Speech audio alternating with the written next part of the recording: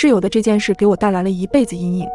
我们大学的宿舍是上床下桌的4人宿舍，还有一个大大的衣柜，分成4个人使用，每个空间都比较充足，能放很多东西。我其中一个室友叫小美，性格比较孤僻，平常跟我们也不怎么说话。虽然在一个寝室，但她总是独来独往，从不与人亲近。而最近我们寝室的气氛更压抑了，可能是失恋的原因，小美在寝室一连哭了好几天，大家晚上也总被她的啜泣声吵醒。虽然知道她听不进去，但我们偶尔还是会安抚一下。这天晚上9点半，洗完漱的我们发现小美还没回来，但是以前她经常夜不归宿，所以大家并没有在意。小可还在一旁说：“真好，小美不在，终于能睡个好觉了。”就是她在寝室感觉气压都变低了。小西也应和着，还八卦起了小美的男朋友。我也在一旁笑盈盈的听着。很快10点多，寝室熄灯了，麻吉先生的视频也刚更新，我也兴致勃勃的在评论区留言。突然收到了一个短信，是小美发的：“我晚上不回寝室了，麻烦帮我锁个衣柜，钥匙在我桌子上。”没多想，我回复了好。我虽然不情愿，但还是摸黑爬起来帮她锁了柜门。第二天必修课比较多，但小美依然没来。我心想着是不是睡过头了，小可还帮忙答了道。下午课间的时候，我便打电话过去，发现电话关机，她估计手机没电了。晚上小可买了螺蛳粉回寝室吃，我忍不住吐槽这味道真的冲。因为第二天的考试，我还堵着鼻子紧张着复习。奇怪的是，当天晚上小美还是没回来，我也打了几通电话，可都是关机状态。我又给她发了信息提醒：“小美，别忘了明天考试。”想着考试她肯定就会回来了，可直到考完试，小美依旧没出现，我们才意识到不对，赶忙通知了导员和学校。一整天时间，老师和同学都在帮忙找，甚至小美的父母也连忙从外地赶了过来，一直没找到，也没有人见过小美。警察也很快介入调查，我们3个配合录完口供到寝室也已经很晚了。洗完漱便昏睡过去了。迷迷糊糊中，我听到了手机的短信声，打开手机看到已经凌晨1点多了。我瞳孔大张地盯着这条信息，脸上渐渐地冒出了冷汗。短信是小美发的：“麻烦你帮我开下衣柜。”我瞬间意识到了什么。安静漆黑的寝室，我缓慢地挪开被子，坐了起来。我望向衣柜，甚至不敢下地。我颤抖着，伴随着哭泣的声音喊起了他们。随后小西跑去通知了宿管，我不敢在寝室待着，小可便陪我走到了寝室门口。2名宿管听了小西讲述后，其实也是胆战心惊，但职责所在，还是拿钥匙打开了那个柜门。里面的景象顿时吓坏了大家。柜子里是头发散乱、身体僵硬且浑身带着点排泄味道的小美。她是打算把自己关在柜子里活活憋死，也许实在是饥饿难忍，求生欲让她发了那条令我毛骨悚然的短信。最后奄奄一息的她得救了，我们也被吓得不轻，果断在第2天要求学校帮我们换宿舍。小美在那之后也被爸妈接回去了，直到毕业，我也再没见过她。因为这件事，从此我们宿舍都不敢半夜上厕所了。这天周五晚上，我们心血来潮凑在寝室看《咒怨》，恐怖的视觉冲击让我们一个个心惊胆战，伴随着恐惧感，我们好不容易才睡着。结果半夜我的肚子突然隐隐绞痛，可能是白天吃的地摊不干净吧。我便起身准备去上厕所，但我刚拉开帘子，看着静谧漆黑的宿舍，显得尤为恐怖。这个电影的后劲着实有点大。寝室的厕所在宿舍外面，在我们寝室隔壁，也是走廊尽头。因为要走出宿舍，我隐约还是有些害怕。真是的，早知道晚上不看恐怖片了。我缩进帘子里自言自语道。看了下手机时间，才凌晨3点，离天亮还有好久啊。我欲哭无泪，纠结了很长时间，最终还是决定去趟厕所。我喊了我上铺的姐妹小美，小美，陪我去个厕所呗。我敲了敲她的床帮，小美睡眼惺忪地探出了帘子。她一直都知道我胆子不大，看了我一眼，揉了揉眼睛，没说什么就下来了。我拽着她慢慢走出了宿舍，刚到厕所，映着昏暗的灯光，我顺手就拉了第1个隔间门，但却没拉开，可能是里面有人。我没多想，径直走向了第2个隔间，当然也没敢关门，就找着话题跟小美聊着天。小美，你有没有听过最近的新闻？就有个小偷去人家家里偷东西，主人都回来了，他躲在床底下刷视频，结果把自己逗笑了，直接就被抓了。这真是史上最悲催的小偷。一阵笑声从第1个隔间里传了出来，这笑声也特别奇怪，在安静的厕所里显得格外刺耳，让人头皮发麻。我和小美对视了一眼，意思这旁边是谁？按道理应该是我们同楼层的人，多少也打过照面。出于好奇，我就透过隔间下缝隙看去，这一看却让我不寒而栗，是一个人穿着老式的红色胶鞋，而且还脏兮兮的。这种鞋学生肯定是不会穿。最奇怪的是，这个人的小腿是笔直的，并不是在蹲坑的姿势，说明他就一直站在那边也不出来。我第一个感觉是这个人可能是小偷，等大家睡着了偷东西。我强装镇定地站了起来，心也提到了嗓子眼，惊慌地拉着小美就往外走，甚至不敢回头瞧上一眼。安全起见，宿舍的门我也没关死，一边看着厕所，一边把寝室的人都叫醒了。小美去楼下喊宿管阿姨，我们剩下的人还在盯着厕所的方向，等了许久，一直到宿管阿姨带着人来了，也没见一个人出来。我紧拽住小美的手，看着他们进了厕所。此时第一个隔间已经打开了，里面没有人，阿姨他们里外都找了一圈，也没见一个人影。卫生间的窗户也是封死的，完全没有被破坏的痕迹。怎么会？我低呼出声，满眼的不可思议。我看向了小美，小美此时震惊的表情告诉了我，刚刚我们在厕所绝对是遇到人了，可为什么那个人消失了呢？从那以后，我们宿舍都不敢单独半夜去厕所了。如果你发现一直有人盯着你家窗户，你会怎么应对？早上我拉开窗帘，突然发现楼下有个奇怪的男人，透过他木讷的眼神，我很快觉察到他在望着我。他想干嘛？这种被窥视的感觉真的让我反感。我怒视着他，好在他最后识趣的离开了，我没再多想，谨慎地锁好门去公司上班。一到公司，小美就跑过来告诉我昨晚发生的大事。听说咱小区昨天晚上有个女孩被害了，凶手提前躲在衣柜里面，等主人晚上回来后侵犯并杀了她。咱们小区代入感太强，我已经开始害怕了。凶手会不会是早上那个奇怪的男人？我是不是被盯上了？果然在晚上回家时，透过身后的人影，隐约觉得身后有人在跟着我。想起早上小美的话，瞬间汗毛竖起，我不敢回头，只能加快脚步跑到家，迅速反锁好房门。喘了好一会儿，我想着上网转移一下注意力，随后看到网页中一则信息，最新的实景地图已经上线，并且街道的拍摄工作已经完成。出于好奇，我也赶忙输入了自家的地址。在搜索完成后，屏幕中出现了家附近的场景，我顺着街道找到了自己的家。突然出现的画面让我不寒而栗，有个人正在望着我家。在把照片放大后，我发现那个人就是早上看到的男人。惊恐之下，我又拉开了窗帘，透过窗帘的缝隙朝窗外看去，果然那个奇怪男人还在窗外看着我，我身体也控制不住地抖起来。随后这个男人好像知道自己被发现了一般，堂而皇之地迅速走进楼梯，我甚至能清晰地听到他快速上楼的声音。就在这时，门铃响了，我顺着猫眼向外望去，男人面无表情地停在门外，他到底要干什么？连续急促的门铃声之后，可能是见我长时间没回应，于是便干脆敲起了门。我的心脏也在他一阵阵敲门声中提到了嗓子眼，双腿也不听使唤一样瘫倒在地。突然门外的男人说话了：“你在吗？能开门吗？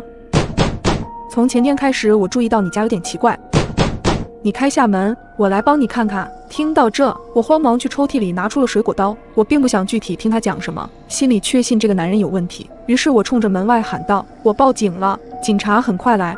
我不管你是谁，你赶紧走。”果然，外面瞬间安静了很多。来不及多想，我赶忙开始打电话报警，并一边看着电脑里的照片，一边把那个男人的相貌特征告诉警察。就在这时，我忽然发现照片中男人所看的方向就是我家的阳台窗户，但是那里好像有个人，从体貌特征看那不是我。难道说家里已经进来了人吗？我惊恐的不敢言语。下一瞬间，听到身后的柜门慢慢被打开，我意识到不对，起身刚想往门口跑，一个粗犷的手臂锁住了我的喉，同时我嘴上被用一块奇怪味道的手帕遮住。他拖着我往房间里面走，我尽全身的力气想挣开他的手臂，但丝毫没有用。到了卧室，我被重重地甩在了床上，他面色狰狞，充满猥琐。在我失去意识的前一刻，我仿佛听到房门被撞开的声音。再次醒来，我发现我躺在医院内，身旁的警察给我描述了经过。由于近期入室案件频发，市里的刑警早就对我们小区进行布控，而那个所谓在楼下偷窥和跟踪我的男人，其实就是警察。由于不确定我屋内嫌疑人的身份，所以才对我暗中监视保护。在我受迫害的前一刻，如同天神般救了我一命。多日的压力和紧张，终于在这一刻爆发出来，不争气地哭了起来。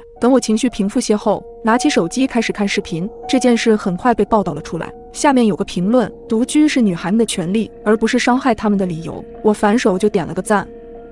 我和闺蜜有个暗号，在遭遇危险的时候，会发一些奇怪的信息向对方求救。当时闺蜜还打趣道：“要是哪天我给你发奇怪的信息，你可一定要救我呀！”当时我并没有在意，但没想到暗号很快就用上了。这天凌晨2点，我被手机消息声吵醒，拿起床边的手机，原来是闺蜜小美发来的消息。她说要出差1个月，让我有空去她家喂一下猫，还有冰箱的芒果汁要过期了。看完，我忽然意识到了什么，顿时睡意全无，惊出一身冷汗。我和小美认识10几年，她是我最好的闺蜜，没有人比我更了解她。首先，她是自由职业，根本不可能有出差之说。其次，她不但不养猫，甚至她会对芒果过敏。我心慌意乱，下意识地想拨打她的电话，可很快反应过来，她尝试用这些反常的话来暗示我，而不是直接告诉我发生了什么。那很有可能是歹徒此刻就在她身边，能注视她的一举一动。我想打开灯，可外面好像停电了，一片漆黑中，总感觉有无数双眼睛在暗处窥视着我。我紧张的心都要跳出来了。冷静下来后，我先给许江打了电话，随后报了警。许江是我的男友，他很聪明，人也很高大，不管接下来要干嘛，有他在身边，我总会感觉安心一点。见到许江，我立刻扑上去抱住了他，很没形象的大哭起来。大约过了5分钟，警察也到了。经过简单交涉，我们去往了小美家里。刚到门口，便闻到一股血腥味，我不禁打个寒战，不祥的预感油然而生。我呼吸变得急促起来，伸手去包里拿钥匙。人越紧张，越是什么事情都做不好。平时放在包里的钥匙，今天怎么也找不到，似乎看出了我的恐惧。许江从背后轻轻抱住我，不怕，我在呢。我深吸几口气，勉强保持冷静，终于找到了钥匙，打开门。小美家里没有开灯，空气里刺鼻的血腥味让我难以喘息。我紧紧地盯着那扇房门，心里没由来的恐慌。警察率先进去，摸索着打开客厅的灯。我惊魂未定地看着客厅中央，这一幕让我永生难忘。小美死了，在自己家的客厅，她的脸被划烂，身体也被捅了很多刀，血流的到处都是。我吓得尖叫出声，眼泪根本止不住。都怪我来晚了，要是早点来该多好。警察在不远处说道，凶手极其残忍，你要是早来，只会多一具尸体。警察很快拉起警戒线，调取监控的警员也无功而返，周围的摄像头都被破坏了。我靠着墙呆站在门口，心里一阵茫然。最好的闺蜜惨死家中，我却什么都做不了。不对，我们之前会一起玩推理类的游戏，她既然会提前给我发暗号，那么一定藏了些信息在家里。我起身走向她的卧室，里面的陈设非常简洁，而且很干净，但有个地方却很突出，书架是乱的。我走过去翻了翻，发现这一堆东西放在一起，最里面有一本书，就好像这一堆杂七杂八的东西是为了掩藏这本书。我打开看了下，有一页被折了起来，上面还有一句话画了线：小心男人。有些人很擅长伪装，伪装谁？他能认识的男生是一些同事，但是我了解他，她是个妥妥的宅女，平常团建什么的根本不会参加，大部分时间都是和我在一起的。男人，不会是许江吧？不可能。许江不会是这样的人，许江那么温柔，不可能做出这种事儿，一定是我想多了。我放下了书，出了卧室，看到了许江在等我，他担心我的精神状态，就带我去了他家。这不是我第一次来他家，上次还是我们3个在一起喝酒，现在却只有我和他了。他去厨房帮我倒水，我在沙发上根本坐不住，一停下来就会看到小美惨死的模样。我起身逛了逛，来到卧室里面，没想到他卧室装修的这么暗，隐约觉得有些阴森。突然卧室的书架吸引了我的注意，那上面有一整排的恐怖故事。明明他跟我在一起，连恐怖片都不看。我拿起一本犯罪心理书，翻了翻，发现这本书里面有很多笔记，好像是一些分析杀人手法的细节。我抬起头，突然发现这本书原来放的位置里面还有个隔板，这个木板和整个书柜的颜色不一样。我推上去后，在里面发现了个笔记本，第1页就有一个人物关系图，中间的女生是一个网红，我记得被报道出来时就是死亡的很蹊跷。接着几页都是一些类似的关系图，我翻着翻着，突然我的照片出现了。这一页和别的不同的是，离我最近的女生小美被划了个大叉，还有句用红笔写着的话，看了不该看的，不能留。我不敢相信这是真的，突然想起小美藏的消息，小心男人。难道小美不小心发现了他的计划，然后就被灭口了？我顿感脊背发凉，颤抖着拿出手机报了警。刚一挂，许江就端着蜂蜜水进来了。他看着我手上的笔记，你都看到了，那么你也不能留了。他猛地把手上的杯子捏碎，砰的一声，我吓得瑟瑟发抖，看着他扭曲的面孔，拿着玻璃片向我走来。他的眼里已没有往日的温柔，现在就像个野兽，眼中充满血丝。我害怕地求着他，别杀我，我是你女朋友啊！哈，求我！你们这些女人就只想着钱，为了钱什么都做，你们没有一个人瞧得起我，我要把你们女人杀了，都杀了！我没想到他已经疯到了这种程度，他直接抓起我的头发往墙上砸，剧烈的疼痛在脑部扩散，还没来得及站稳，他又拿起玻璃片划伤我的脸，一股血腥味蔓延开，恐惧感让我想起了小美死亡的样子。不行，我必须要拖延时间，我已经报警了。虽然头真的很晕，但是我得拖住他。我冲他喊着：“你个疯子，你就是心理扭曲，你毁了多少个家庭！”突然他甩了个巴掌给我，啪的一声让我呆住了。他捏起我的下巴，从高处蔑视我：“那又怎样？你们这些人的脸我看着就恶心。”就在我视线都模糊了的时候，突然外面的门被踢开，警察来了。他们很快制服了许江。我靠在墙上，久久回不过来神。转眼过了好几天，我带着伤，拿着花去了小美的墓地，看着她的墓碑，心疼与不舍涌上心头，冰冷的泪不自觉流下，哽咽着：“对不起，是我看错人害了你，坏人已经被抓住了，正义虽迟但到。”如果你被困在自己家的卫生间里，没有窗户，没带手机，你会如何脱困呢？这是发生在我身上的一个真实的故事。我是个怀揣梦想的北漂青年，为了房租便宜，不得已搬到设施破旧的小区。可令我万万没想到的是，这将会变成困住自己的枷锁。这天凌晨，随着剧里的强哥下线，追了多日的电视剧也终于完结。我把小狗放在一旁，走进卫生间里洗澡。按照以往的惯例，我都会为了人身安全把门反锁，可这个保护措施竟让我差点丧命。这个厕所是个暗厕，空间狭小，也没有朝外的窗户，导致空气十分稀薄。我快速洗完后便打算出去透透气，可当我转动卫生门锁时，意外发生了。平常很顺利就可以打开的门，今天却纹丝不动。我傻眼了，门锁不会这个时候坏掉吧？里面的空气本就流通不畅。我再次尝试转动门把手试图打开，难不成是锁芯卡住了？我赶忙拿起卫生间的镊子，用尖头的部分深入锁孔里拨弄，可一点效果都没有。我实在受不了，这样下去不被饿死也得被憋死。我拿起花洒就使劲往门上砸，一下两下，丝毫不见起任何作用。奇怪，平时咋不见这个门这么结实？突然，门上的一块玻璃碎片滑落，我仿佛看到了生机。我察觉到门外似乎有人，我便大声呼救，可没人应答。事已至此，我必须要采取措施。我小心翼翼地把手伸出去，摸到了门锁上插着的钥匙，用力转动，这下锁芯彻底断掉了。随着时间的流逝，我陷入到了绝望中。我平时没有洗澡时带手机的习惯，所以无法报警寻求帮助。我透过玻璃看向钟表，现在已经凌晨3点了。我只好先保存体力，待到白天再准备自救。不一会儿，我便背靠角落睡着了。第二天早上，我被事先预定好的闹钟吵醒，我开始大声呼救：“请问有人吗？能来帮帮我吗？”喊了好一会儿，我觉得喉咙有些嘶哑。而这时门外也终于有了一些动静，一户独居的中年大姐隐约听到了叫声，在门外叫道：“大早晨的干什么呢？”这个人平时脾气有点怪，不太好打交道，虽然不愿意和他接触，但毕竟他是我脱困的唯一希望。我耐心解释道：“您好，我被锁在厕所里出不去了，家里又没有别人，麻烦帮我报警好吗？”可是他却非常警惕地问道：“你一个人在家洗澡，为什么锁门？是不是在干什么违法的勾当？”我连忙解释说是自己的习惯。当解释我手机在外面拿不到的时候，大姐却怀疑地问道：“你为什么洗澡不带手机？”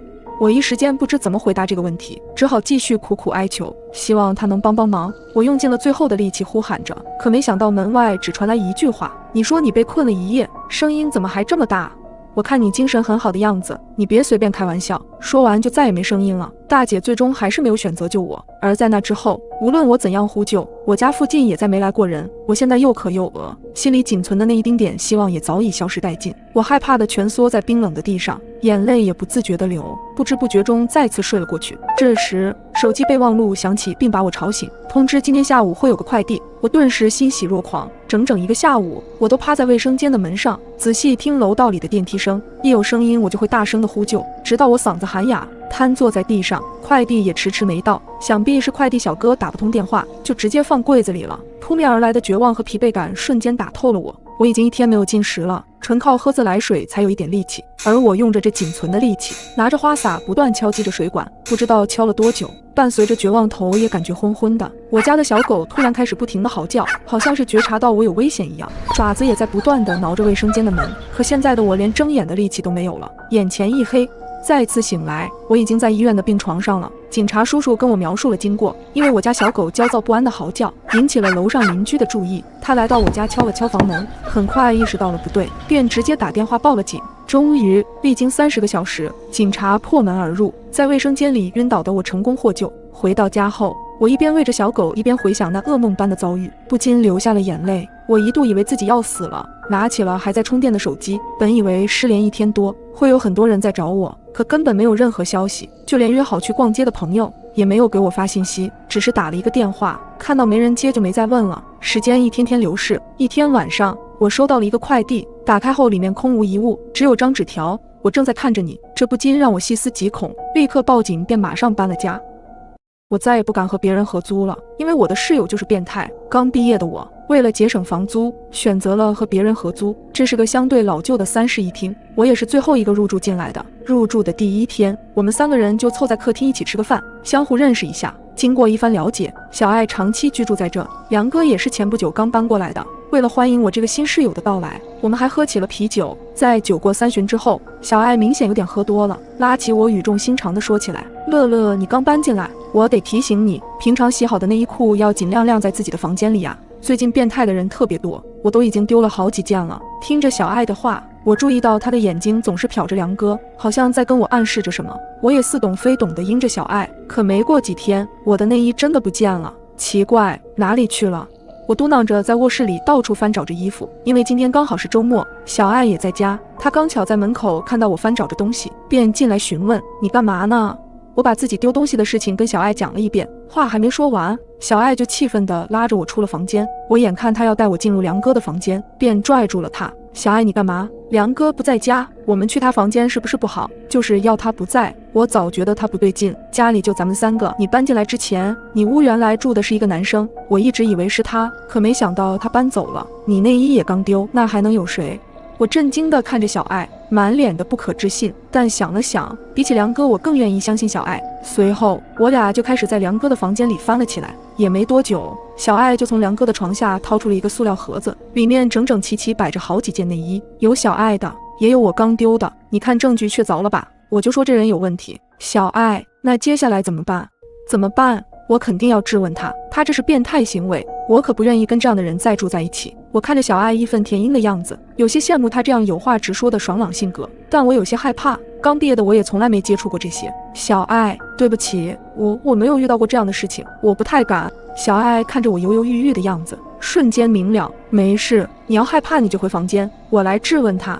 他拍了拍我的肩膀，一副理解的样子，我更羞愧了。到了晚上，小爱让我回了房间，他就一直守在客厅坐着，等着许良回来。我静静地抱着腿坐在卧室里，也没开灯，直到快到10点的时候，门外传来了开门声，许良回来了。随后门外传来一阵激烈的争吵，我很好奇，悄悄给门开了一条缝隙，想看看外面到底发生了什么。在客厅里，许良经受了小爱一系列的质问之后，没有一丝紧张，依旧像从前一样，脸上带着笑意。你必须搬走，现在证据确凿了，你如果不搬走，我就把你的事情报到网上去。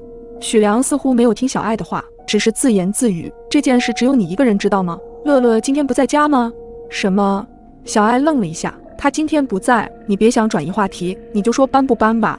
听到小爱的话，我不免有些感动，他哪怕知道我不愿意面对，却还是保护着我。正当我还在自我感动的时候，只听到许良轻笑了一声，随后什么都没说，就走进了自己的卧室。没过几分钟，他就走了出来，同时他的手上还握着一根防身棍。记得以前，许良还笑着对我俩说，如果有人来咱们家，我就拿着这根棍子砸下去。放心吧，有我在，你们都安全。而此时此刻，这根棍子直接就朝着小爱用力地挥了下去，边砸还边嘟囔着，傻姑娘，如果没人知道的话，我为什么要受你的威胁？我看着这个画面，瞬间瞪大了眼睛，眼泪不自觉地溢了出来。我死死捂住自己的嘴巴，一点都不敢出声。我悄悄地关紧了房门，轻手轻脚地锁了起来，顺着门边就坐在了地上。怎么办？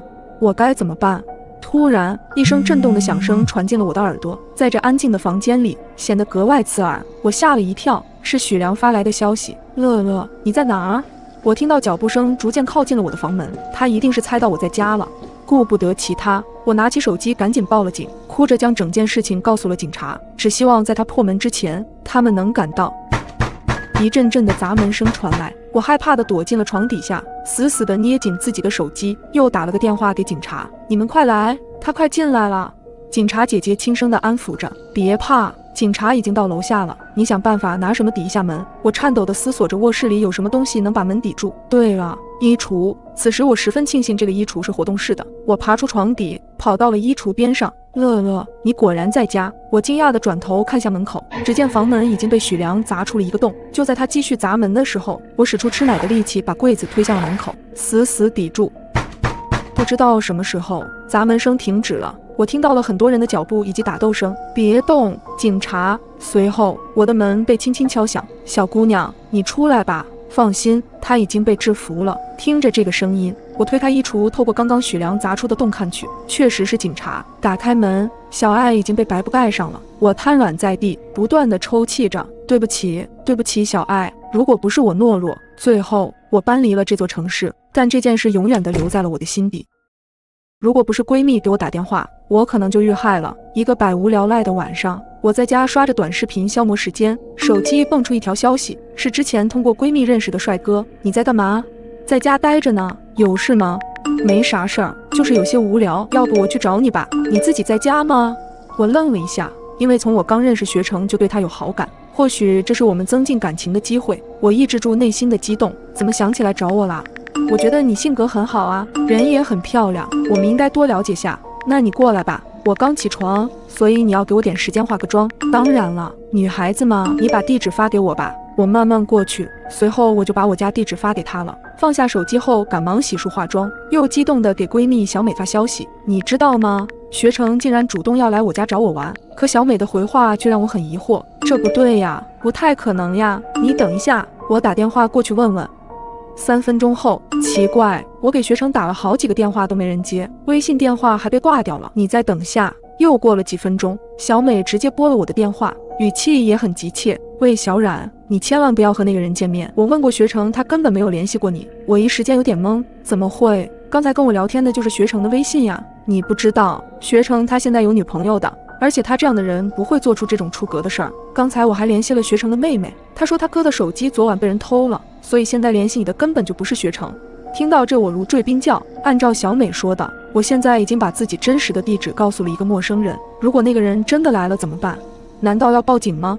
就在我脑子里还在胡思乱想的时候，传来了一阵敲门声，我心里瞬间一凉，身体止不住抖了起来。紧接着手机震动，是学成发的消息：我到了，开门吧。没想到他真的来我家了，他此刻就站在门口给我发着消息。我顿时吓得面色如土，脑子里快速想着怎么办，该大声呼救还是报警。他清楚地知道屋子里现在就我一个人，如果他强行冲开门，我该怎么办？我鼓足勇气一步一步走到门口，透过猫眼慢慢朝门外望去。门外漆黑一片，可能是门外的声控灯没开，我该怎么办？突然敲门声又响了，我被吓得一哆嗦，因为敲门声，声控灯亮了起来。门外站着一个男人，宽大的帽檐压得很低，还戴着黑色口罩，根本看不清脸。或许是我长时间没回应，他的敲门声又急促起来，我吓得飞快退离门口。紧接着又来了一条消息：你在干嘛？快让我进去呀！过了一会儿，我稍微平复了下，鼓起勇气在手机上面回复：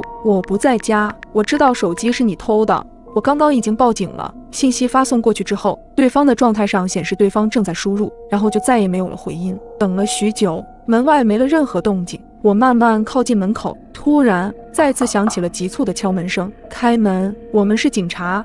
出于警觉，我又透过猫眼向外看去，看到门外确实有穿着制服的警察，闺蜜小美也在旁边。我果断开门，抱住了小美，也总算舒了一口气。没过多久，警察收集完了情况，检查了一下房子的周围，确定没有什么危险了之后就回去了。随后他们根据手机定位追踪到了一个人，没过2天他就被逮捕了。我心有余悸，如果那天晚上我并没有给小美发信息，那么当天晚上到底会发生什么呢？想到这还是一阵后怕。我再也不敢随便见网友了。最近我在聊天软件上碰到一个很聊得来的人，他叫许清，是一个很阳光的男孩子。我们已经聊了几个星期，并且惊喜地发现我们还有几个共同的好友。于是在他约我去他家吃饭，我没犹豫多久就答应了。他家是2室1厅，和他的人一样，收拾得干干净净的。只不过很奇怪的是，家中的香薰里总弥漫着一股若有若无腐烂的味道。许清也许看到我皱了皱眉，你是不是闻到什么味道了？抱歉，我今天才发现厨房里有些肉坏掉了，刚给处理了。他打开窗户透透气。小冉，你先自己玩会儿，我去做饭。在沙发上坐着的时候，那股味道又传来了。我嗅了嗅鼻子，隐约感觉那是从卧室传出来的。看了眼在厨房做饭的许清，我凑进卧室去看了看。这是一个很整洁的房间，墙上还挂着一个女孩的照片，女孩笑得十分灿烂。这难道是他的女朋友？他怎么没跟我讲过？突然，我注意到床上的枕头上沾着什么，看起来像陈旧的血渍，心里不禁泛起嘀咕：你怎么在这里？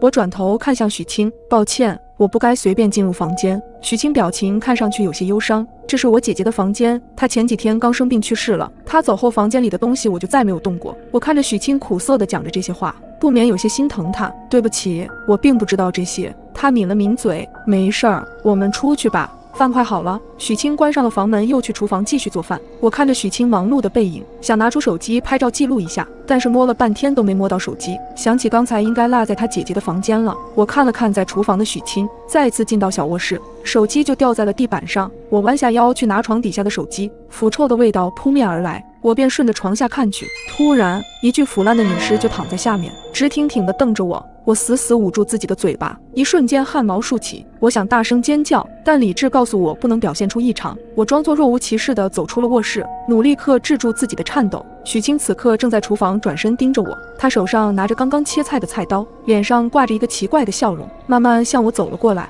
你刚刚去哪里了？我咽了咽口水，努力维持着脸上僵硬的笑。我刚刚上了个厕所，脑子里一直想着离开这里的办法。大门离我很近，但他看着我，我如果直接跑出去，肯定容易被抓住。许清，你可以给我倒杯水吗？他表情里虽然有些狐疑，但他还是转身去了厨房。看准时机，我赶忙抓起我的包，迅速开门跑了出去。电梯刚巧在我们这一层，我赶紧进入电梯，手里不停按着关门键。在电梯关门的前一刻，我隐约听到玻璃杯子摔碎的声音，并且伴随着急促的脚步声。当电梯打开，我迅速地逃了出来，冲进门口保安室并报了警，身体依旧止不住的颤抖，直到警察到来抓住了他。没过几天，警察请我去做笔录的时候，我才知道那是他姐姐的尸体。他一直不想承认姐姐死了，所以把姐姐放在家里，才能感觉到她还在。现在她已经被送去精神病院了。我松了口气，回到家，虽然事情已经解决了，但那天姐姐的脸一直浮现在我眼前。我也迅速搬了家，并且把那个聊天软件永远的删除了。我再也不敢随便发朋友圈了。这天凌晨3点，玩游戏玩过头的我发了条朋友圈，好想吃小龙虾呀。然后我便扔下手机准备入睡，半梦半醒间，我听到了敲门声，有人在门口喊着：有人在吗？麻烦您拿一下餐。可我并没有下单。正当我要打开外卖软件查看时，门外的声音再次响起：拿一下外卖。透过漆黑的客厅，我死死盯着那扇门，一动不动，感觉门外的人下一秒就会破门而入。外面不一会儿传来脚步声，他应该是走了。我顿时感到一阵后怕。当我第二天上班时，问了闺蜜，闺蜜说昨晚没看到我发朋友圈。我看了看，没错，朋友圈确实没发出去。那外卖怎么会送到我家？不会有人正在暗处监视着我吧？夜晚，我害怕到失眠了。这回的敲门声极其富有规律，不快不慢，每次3下。我打开手机，又是凌晨3点。我瞪大双眼，敲门声再次响起：您的外卖取一下。我蹑手蹑脚走到门口，屏住呼吸，从猫眼往外望，的确是外卖小哥。他见屋里可能没人，便开始打电话。手机突然的震动，吓得我没拿住，掉在地上。您要是在家就把门开一下吧，我这边还有单呢。外卖小哥听到了声音，再次叩门。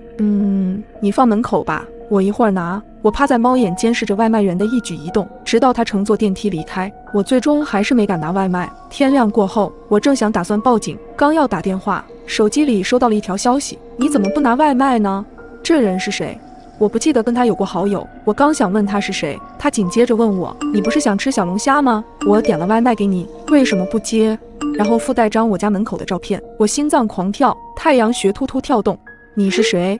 我冷静下来想想，我要先找到他的身份。趁他回我消息期间，我快速翻阅他的个人信息，可并没有搜到有用的内容。聊天界面一直显示对方正在输入。我率先打断他：不用回了，我会马上把你删掉。如果你再骚扰我，我会报警。说完之后，我就把他删了。这下他彻底消失在我的通讯录中，这里太危险，我必须要马上搬走。我给房东大姐打电话，并说清自己的遭遇和顾虑。大姐也不想在自己的房子里惹出事端，有些为难地说道：房子可以提前退租，但押金要扣掉一半。我爽快地同意了大姐的要求。和自己的生命相比，一半房租又算得了什么？我带着行李打算去闺蜜家先住一段时间，直到找到房子。闺蜜想要我长期住下，但她快结婚了，耽误人家太长时间也不好。很快我便找到了新的房子，约好一起搬家的朋友被老板临时叫走，我便自己回到原来的房子收拾些剩余的东西。我在电梯碰见了邻居大姐，这大姐对人蛮热情的。好几天没看到你了，还以为你搬走了呢。我浅浅笑着，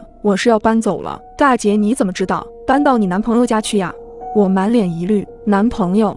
我单身啊。是吗？那天我明明看见一个男人开门进你家了。大姐也疑惑。听到这里，我心跳都冷不丁的漏了半拍，声音发抖的问：他进去了吗？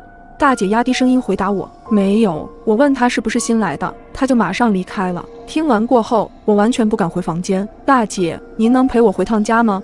大姐点头答应。我打开房门后仔细查看四周，发现家里并没有被翻动过的痕迹，便送走大姐。我迅速把东西打包好，然后打给搬家公司。我现在必须马上离开这里。这种紧张感直到我坐上副驾驶时才消失，这下应该就能彻底摆脱危险了。晚上到了新住所后，刚跟搬家师傅把东西放在门口，我心里一凉。新房的钥匙刚刚在我收拾东西时被我落在了茶几上。师傅擦了下额头上的汗：小姑娘，你先回去取钥匙，我把其他东西搬上去等你。回去的时候，我在脑海里演绎了无数遍进门到拿钥匙的过程。我硬着头皮走到了门口，身体也开始不受控制的起鸡皮疙瘩。我深呼一口气，准备打开门锁。屋内没开灯，已经搬空的客厅显得更加漆黑可怕。我右手触摸到了墙上的开关，灯亮了。我看到了躺在茶几上的钥匙，手刚抓到钥匙，听到身后传来门被关上的声音，我被吓得浑身一哆嗦，想着是不是风吹的，扭过头看向门口，只见一个男人向我走来。我等你很久了。此刻我的脑子和腿好像分了家，脚也像被钉在了地上，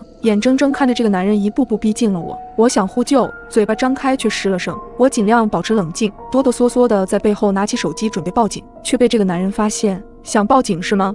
仔细听他的声音后，我发现这个声音竟然跟第一次送外卖的人一模一样。男人攥紧我的手腕，疼痛让我变得清醒。他突然一巴掌扇在我的脸上，我开始挣扎，用另一只手去抓男人的脸。我用力去踢向他的要害处，他被我彻底惹怒，一拳捶在了我的肚子上，口腔中涌出一股血腥味。我瘫软在地，他不知道从哪里掏出一节麻绳，把我手脚绑住。我问他是谁，他默不作声，将一块胶带粘在我的嘴上。男人拽起我的头发往卫生间走，头皮传来的刺痛感让我想要大声尖叫，可嘴被堵住，只能发出呜呜的声音。我的手机在地板上一直震动，可能是搬家公司正在催我。男人听见震动的声音变得异常恼怒，抓起手机就摔在地上。现在我最后的希望也破灭了。男人手里拿着一把锤子向我走来，我条件反射般闭上双眼。我根本不认识这个男人，无仇无怨，为何这么针对我？他突然大笑：你不是很想死吗？那我就成全你。我皱眉，睁开双眼怒瞪他。这个男人怕不是脑子有病，想复仇找错人了吧？嘴上被胶带粘上的我无法辩解，但这个变态好像还困在自己的世界里。他是个疯子，我要冷静，否则保不准他会做出什么事来。男人继续自言自语：你不是发朋友圈想要死吗？我这不正好遂你的愿了？什么？就因为我在朋友圈里说烦死了，这人就当真以为我想死？我更加确定他就是个疯子。你挑个死法吧，是用锤子砸开你的脑袋，还是用利刃割开你的颈动脉？我感觉到我可能逃不掉这个变态的控制，我便打算拖延时间，赌那个师傅会发现异常来救我。他看我一直发着呜呜的声音，见状扯开我嘴上的胶带。你就是个疯子，根本不去在意别人的感受，你以为是在帮别人解脱，但你错了，你只不过是给你犯的错误想找个理由罢了。我恶狠狠盯着那个男人，他被我彻底激怒了。不要怕，我是来帮你解脱的。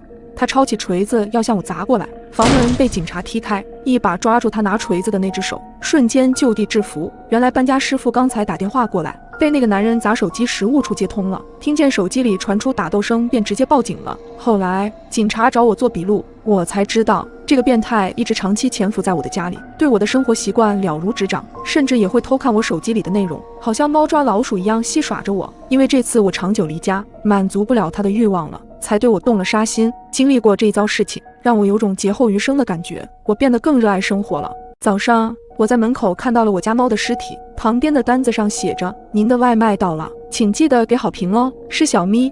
我尖叫一声，腿吓得发软，直接蹲在地上，捂住嘴巴，简直不敢相信这个事实，后背瞬间冒出了一层冷汗。明明昨晚睡前他还睡在我的枕边，一时间难过和恐惧包裹了我全身。我下意识反身，迅速关门并立马反锁，后背紧紧贴着门，并拨打报警电话。警察敲门的时候，我正蹲在门旁边，抱着腿抖个没完，大脑一片空白。昨晚12点半，刚刚吃过安眠药的我接到了外卖的电话，那人态度急切，说是在楼下等了我快10分钟了，一直忙线，您快点下来取外卖行吗？我这还有好几个单子呢，要不您告诉我几楼，我送上去也行。我愣了一下，是不是搞错了？我没点外卖，交涉了大约3分钟后，对方骂骂咧咧地挂断了。当时我误以为是店家搞错了地址，毕竟这样的事情之前也发生过，这件事我便没有放在心上。再加上安眠药的作用，不一会儿就失去意识了。直到今早打开门，小咪的尸体就那么直挺挺地放在门口。我抽搐着讲完了所有的事情，警察点头，并在纸上记录着。检查过后，门锁没有被撬动的痕迹，难道那个人有我家的钥匙？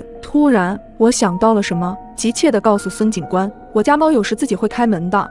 说完，我看向不远处僵硬的小咪，眼泪啪嗒啪嗒地往下掉。昨天我好像忘记反锁了。警察拿过我的手机查看了一番，可他接下来的一句话让我全身起了一层鸡皮疙瘩。在你删掉的订单里，我们找到了你昨晚下单的外卖记录。不可能！我惊讶地捂住嘴巴，尖锐的声音在客厅回荡：不是我，真的不是我，我没有点外卖，也没有戏耍外卖员。警察先生，相信我，请你相信我。说到最后，我只剩下了呜咽。一旁的女警官轻轻地为我顺着后背：你放心，我们会调查清楚的。小猫的尸体我们需要带回去，你有亲戚朋友吗？安全起见，这几天就先不要住在家里了。送走警察后，我在家门口蹲了很久。在这座陌生的城市，我没有什么亲戚，只有男朋友刘泽。想到警察离开前说的话，我下意识地裹紧了双臂，不排除有人进入你家的可能。最近好几个事件与独居女性有关，在他们家门口都会有这么一个三角形标志。巨大的恐惧过后，我逐渐冷静了下来，开始复盘最近发生的事情。标志是什么时候出现的？现在想来得有半个月了，并不是我木讷安全意识弱，这是个老小区，墙面上总有些调皮的小孩画的东西，因此这件事就被我忽略了。想到这里，我拨通了男友刘泽的电话，将这些事大体说了一遍后，等他来的过程中，同一栋楼的几个邻居听说之后找来了，对门的王婶和楼上的李哥，他们一边安慰我，一边陪我等刘泽的到来。几个人叽叽喳喳的要找物业，要求在小区里安监控才可以。看见刘泽的一瞬间，我抱住他大声的哭了一通，发泄了所有的恐惧。在他的提议下，我带着东西去了他家。刘泽住的地方距离我家不过10分钟的路程，他租了个公寓，并不是很大。正在我将牙刷往洗手台摆的时候，接到了警察的电话。李女士，我们查到昨晚你的账号确实点了一份外卖，但是账号 IP 不在你家，而是在留取家苑。那个外卖员有人证，您家猫咪死亡的事情跟他无关。留取家苑是刘泽的小区。看着他在厨房哼着歌兴奋炒菜的身影，我深吸一口气，颤抖着拿起了他的手机，刚准备打开外卖软件。瑶瑶在干嘛呢？快过来帮我打个鸡蛋。我赶紧将手机揣兜里，来了。猜猜我要给你做什么好吃的？给你做一份不一样的西红柿炒鸡蛋，那我很期待哦。一时间不知道该觉得开心还是害怕。进洗手间掏出手机，外卖软件上登录的正是我的账号。就因为我一直拒绝跟他同居，竟然搞了这么一出。1周前我俩出去吃饭，我去厕所的间隙将包给了他，出来的时候他人就不见了，过了很久才跑回来，借口说是去接老板电话，肯定是那个时候去配了钥匙。想到电视剧里那种病态男友，鸡皮疙瘩瞬间爬满了我的全身。佯装淡定走到厨房门口，我借口下楼买东西，行李都没拿就打上车回了家。到家后给他发了分手的短信，拉黑了他所有的联系方式，订了隔天一早回老家的车票。过了大约15分钟，他狂拍我的门，求我给他一个解释的机会。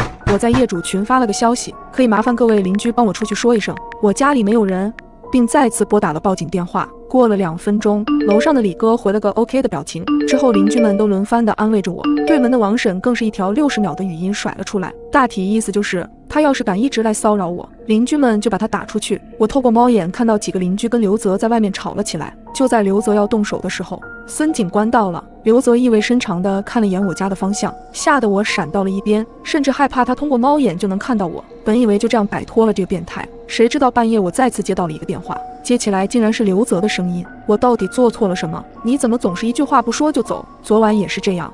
没等他说完，我便破口大骂：刘泽，你这个死变态，是你害死了小咪，我们分手了。接着将手机关机。当晚我睡得并不踏实，天刚泛亮光，我便起床。打开房门的一瞬间，我的尖叫声划破了长空。刘泽满身是血的坐在我的门口，地上是一张外卖单：您的外卖到了，请记得给好评哦。再次看到这张外卖单，我便直接晕了过去。